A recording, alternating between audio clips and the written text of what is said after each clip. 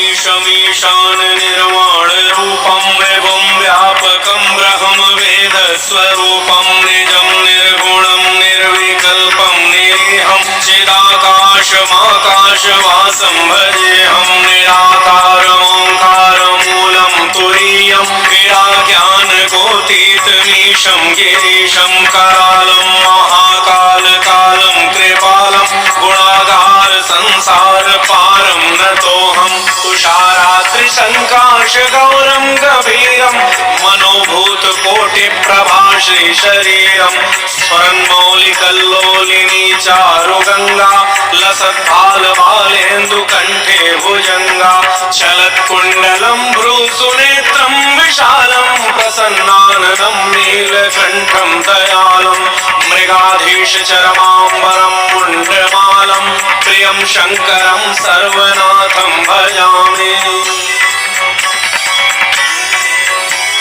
प्रचण्डं प्रकृष्टं प्रगल्भं परेशम् अखण्डम् अजं भानुकोटिप्रकाशं त्रयः शूलनिर्मूलनं शूलपाणिं भजेऽहं भवानी पतिं भावगम्यं कलातीतकल्याणकल्पान्तकारी सदा सज्जनानन्ददाता पुरारी चिदानन्दसन्दोहमोहापहारी प्रसीद प्रसीद प्रभो मन्मथारी न यावत् उमानाथ पादारविन्दं भजन्ति ह लोके परिवानराणां न तावत् सुखं शान्ति संतापनाशं प्रसीद प्रभो सर्वभूताधिवासं न जानामि योगं जपं नैव पूजां नतोऽहं सदा सर्वदा शम्भुतुभ्यं जराजन्म दुःखौघतातप्यमानं प्रभो पाहि आपन्नमामीश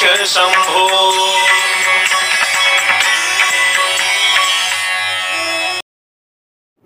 दर्शकों नमस्कार, दिल दिल्ली देश में आपका स्वागत है। मैं हूं सुधीर राघव और आप देख रहे हैं कार्यक्रम RNA रियल न्यूज एनालिसिस। इस वीडियो के शुरू में हमने आपको कुछ तस्वीरें दिखाई हैं। ये तस्वीरें मॉडल हैं विज्ञान की उस थ्योरी का जो बताती है कि बिग बैंग से सृष्टि का निर्माण शुरू हुआ। इन्हीं तस्वीरों को हम आपको अब दूसरे एंगल से दिखा रहे हैं, एक और एंगल से दिखा रहे हैं। और आप ये देखिए कि इसका जो आकार है इस मॉडल का, आप देख रहे हैं कि ये जो मॉडल है ये बताता है कि सृष्टि का निर्माण जो है एक खास आकार में हुआ है। बिग बैंग के बाद जो है सृष्टि जो है एक खास आकार में उसका प्रसार हुआ है, वो फैली है और एक बेलनाकार आकार में पूरे ब्रह्मांड में वो फैलते हुए वो ऊर्जा जो है आकार लेते हुए अंततः नीचे की ओर और फैलकर वो चौड़ी हो जा रही है। क्या यह मॉडल वही मॉडल है जो मॉडल आज से हजारों साल पहले शिव ने, रुद्र ने जो है इस समाज को समझाने की कोशिश की थी और जिसे आज शिवलिंग के रूप में पूजा जाता है? शिव हमें क्या समझा रहे थे और हमने उसको क्या समझा है, ये अलग बात है, इस पे हम चर्चा करेंगे। सबसे पहले हम बात करते हैं उस शिव मॉडल की जिसके जरिए वो सृष्टि का निर्माण समझाने की हमें चेष्टा कर रहे थे कि ये जगत, इसकी उत्पत्ति कैसे हुई है। इसको लेके बहुत सी कथाएं हमारे धर्म ग्रंथों में मौजूद हैं। एक कथा जो हमें पुराणों में मिलती है वो बताती है कि सृष्टि के निर्माण के शुरू में ब्रह्म कमल पर जब ब्रह्मा उत्पन्न हुए तो उन्हें विष्णु मिले। उन्होंने कहा कि मैं पहले आया हूँ। तो विष्णु ने कहा कि जिस कमल से तुम हो वो कमल तो मेरी ही नाभि से निकला है। और इसी तरह से जब ये दोनों देव शिव के पास पहुंचे तो शिव ने एक ज्योतिर्लिंग प्रकट किया और कहा कि जो इस आदि और इसका अंत पता लगाएगा मान लिया जाएगा कि वही पहले आया है। भगवान विष्णु ने ये जल्दी ही स्वीकार कर लिया कि वो इसके और का पता नहीं लगा पाए हैं, लेकिन ब्रह्मा जी ने इस संबंध में झूठ बोला और उन्होंने एक गाय को गवाह बनाया और कहा कि मैंने जो है इसके अंत का पता लगा लिया है, इसके एक किनारे का पता लगा लिया है। और कहते हैं कि उसी वजह से जो है उनका एक मस्तिष्क गिर गया इस झूठ की वजह से। तो जाहिर है कि वो ज्योतिर्लिंग वही था जो सृष्टि को वो समझाने की कोशिश कर रहे थे। तीनों देव अपने अपने विचार लेकर आए थे सृष्टि के निर्माण के, और इनमें जो है शिव का जो विचार था वो यही था कि वो लिंगाकार रूप में या वो एक बेलनाकार रूप में सीधे सृष्टि का निर्माण जो है प्रसार हो रहा है और वो निरंतर जारी है। भगवान शिव के बारे में दुनिया के सबसे प्राचीन माने जाने वाले ग्रंथ ऋग्वेद में बहुत ही सीमित वर्णन हमें मिलता है, वो भी उनके रुद्र नाम से मिलता है। 3 ऋचाएं उनको पूरी तरह से समर्पित हैं। वैसे रुद्र की प्रशंसा में या रुद्र के बारे में बताते हुए 75 बार जिक्र आता है। ऋग्वेद के जो मुख्य देव हैं उनमें इंद्र हैं, सूर्य हैं, ब्रह्मा हैं, अग्नि हैं, लेकिन विष्णु और शिव के बारे में बहुत ही संक्षिप्त विवरण हमें ऋग्वेद में मिलता है, प्राचीन ग्रंथ में मिलता है। इसकी वजह भी स्पष्ट नजर आती है कि ब्रह्मा ने इस धरती पर इंसान को सिखाने का काम पहले इंद्र को सौंपा था। इंद्र, सूर्य और अग्नि इन्हें प्रमुख देवता मानते हुए ये माना गया था कि इंसान की प्रगति जो है धरती पर उनकी मुख्य भूमिका रहेगी।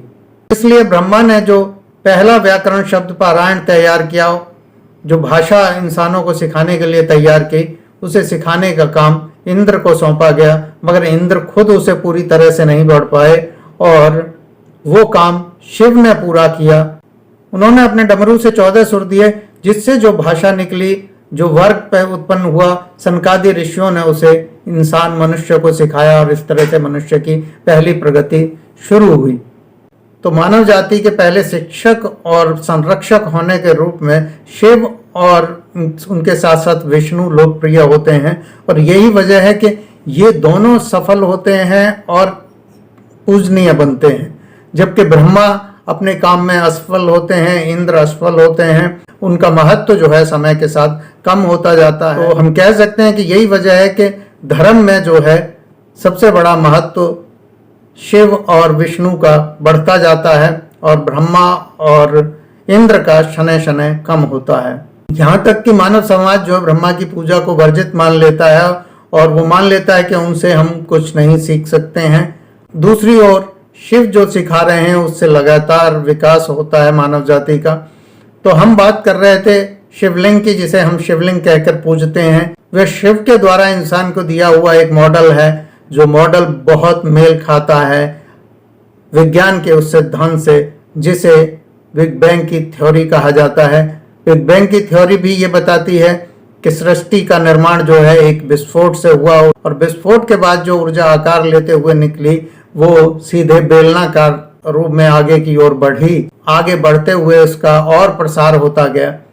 तो जिस तरह से शिवलिंग का हम आकार देखते हैं कि ऊपर से बेलनाकार है और नीचे से वो फैलता है और प्रसार होता है उसमें, उसी तरह से सृष्टि का फैलाव हो रहा है, ऐसा साइंस भी मानती है।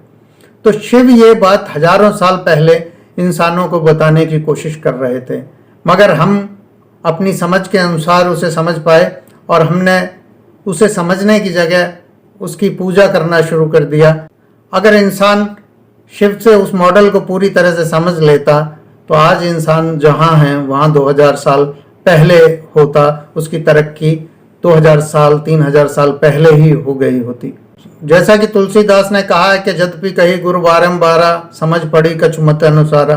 वही हाल जो है इंसान का हुआ। मानव जाति को जो चीज़ें सिखाई जा रही थी, देवता, देव, ईश्वर जो सिखाना चाह रहे थे, उसे हम पूरी तरह से तब नहीं सीख पाए। तो अंततः कुछ किताबों के रूप में उन्होंने हमें याद कराया और हमने याद करने के बाद उसे लिखा। लेकिन लिखने के बाद हमने उस पर मनन करने की जगह उसे एक रीति और रिवाज बना लिया, उसकी पूजा पद्धति बना ली।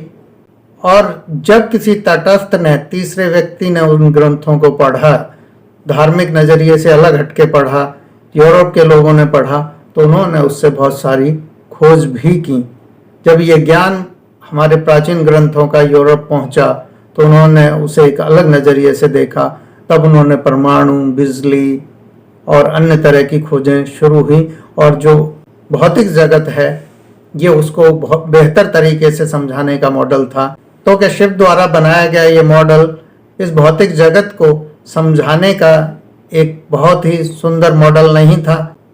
जिसे हम शिवलिंग समझकर पूजा करते हैं वह पूजनीय के साथ साथ मनननीय भी था, लेकिन मनन और चिंतन और उसकी शिक्षा को हमने छोड़ दिया, उस पर हमने ध्यान ही नहीं दिया। देवादिदेव शिव और भगवान विष्णु के जो प्रभाव है मानव जाति को सिखाने का, उसे हम और समझने के लिए कुछ और कथाएं भी लेते हैं। जैसे समुद्र मंथन की कथा है, वो भी बहुत महत्वपूर्ण कथा है। जिस तरह से शिव अपना एक मॉडल बना रहे थे, उसी तरह से विष्णु ने भी सृष्टि के निर्माण का एक अपना मॉडल दिया था। दोनों के मॉडल में बहुत मामूली सा फर्क है और यही वजह है कि दो अलग अलग मत हमारे समाज में मौजूद हैं। एक शैव कहलाते हैं और दूसरे वैष्णव कहलाते हैं। शिव का जो मॉडल था वो ऊपर से बेलनाकार और नीचे फैलता हुआ था। तो शिव ये बताने की कोशिश कर रहे थे कि सृष्टि का निर्माण जो है इस तरह से हुआ है, बिग बैंग के बाद जो है वो बेलनाकार तरीके से आगे बढ़ते हुए तारे नक्षत्र जो हैं उनकी संरचना जो है नीचे फैलती हुई गई है। दूसरी ओर विष्णु जो मॉडल लेके आए थे वो शालिग्राम का मॉडल है, वो थोड़ा अंडाकार मॉडल है। उनका कहना था कि सृष्टि जो है वो हाइपरबोला की तरह बनी है, परवलयाकार है, और सृष्टि का निर्माण जो है परवलयाकार हुआ है। विष्णु और शिव के मॉडल का जो फर्क है वो हमें समुद्र मंथन की कथा में भी समझने को मिलता है। समुद्र मंथन की कथा का जो महत्वपूर्ण पॉइंट है वो ये है कि विष्णु अपने सुदर्शन चक्र का इस्तेमाल करते हैं और राक्षस की जो अमृत पी लेता है देवताओं की श्रेणी में बैठकर, उसकी गर्दन काट देते हैं और इस तरह से उसका सिर और धड़ अलग होकर दो छाया ग्रह बनते हैं जो राहु और केतु है। इससे ये लगता है कि वो इस बात पर विचार था कि ग्रहण कैसे लगते हैं धरती पर और धरती पर ग्रहण क्यों लगते हैं, कैसे लगते हैं और इनका काल गणना कैसे की जा सकती है। इस गणना को लेकर उस समुद्र मंथन की सभा में मंथन हुआ, विचार हुआ, सबने अपने अपने मॉडल रखे। तो शायद शिव ने अपना पहला ये मॉडल रखा कि इनकी वजह कोई छाया ग्रह है। तो जिन्हें राक्षस कहा जा रहा था उन्होंने उस मॉडल को स्वीकार करने से मना कर दिया कि कोई छाया ग्रह, एक छाया ग्रह से सूरज और चंद्र दोनों के ग्रहण कैसे लग सकते हैं। तो इस पर विवाद हुआ और उसी में एक आता है कि इस विवाद में जो राक्षसों ने जो बातें कही उसे वो जहर का घूंट भरकर रह गए शिव, और इसीलिए उन्हें नीलकंठ नाम भी दिया जाता है। और इस स्थिति का समाधान शायद विष्णु जी ने किया और उन्होंने जो सौर मंडल का एक मॉडल नया पेश किया और उसमें उन्होंने दोनों के दो छाया ग्रह काटकर बनाए कि ये इस वजह से सूरज और चंद्र ग्रहण अलग अलग लगते हैं। और वह मॉडल इतना सटीक है, ज्योतिष शास्त्र का जो ग्रहण गणना का जो तरीका है वो इतना सटीक है कि वो आज भी सही माना जाता है और एक एक अंश वो सही साबित होता है। मानव जाति को सृष्टि के भौतिकी के नियमों को बताया जा रहा था धर्म के जरिए। धर्म विज्ञान था। धर्म का अर्थ तब जानकारियां देना था, समाज को शिक्षित करना था, और धर्म के उस रूप को धीरे धीरे शनै शनै बदल दिया गया। धर्म के मूल तत्व को हम नहीं समझ पाए, जो कि धर्म का मूल उद्देश्य शिक्षा था। कालांतर में इसे इतना बदल दिया गया कि धर्म जो है दुनिया को लड़ाने के काम में आने लगे। धर्म जो है लोगों के बीच फूट डालने के काम आने लगे, इंसानों के बीच झगड़े का कारण बनने लगे। और आज हम प्राचीन धर्मों की बातों पर अगर फिर से मनन करते हैं, विज्ञान की दृष्टि को साथ लेकर मनन करते हैं, तो हम पाते हैं कि वो धर्म असल में इंसानियत को शिक्षित करने का धर्म था, ना कि लड़वाने का। तो आज दिल दिल्ली देश में इतना ही। फिर मिलते हैं जल्द ही ऐसे ही रोचक विषय पर। और अगर आप चाहते हैं कि हमारे वीडियो की जानकारी सबसे पहले आपको मिले तो इस चैनल को सब्सक्राइब करें, बेल आइकन को दबाएं और वीडियो को लाइक करें, और जानकारी पसंद आती है तो मित्रों के साथ शेयर करें। धन्यवाद।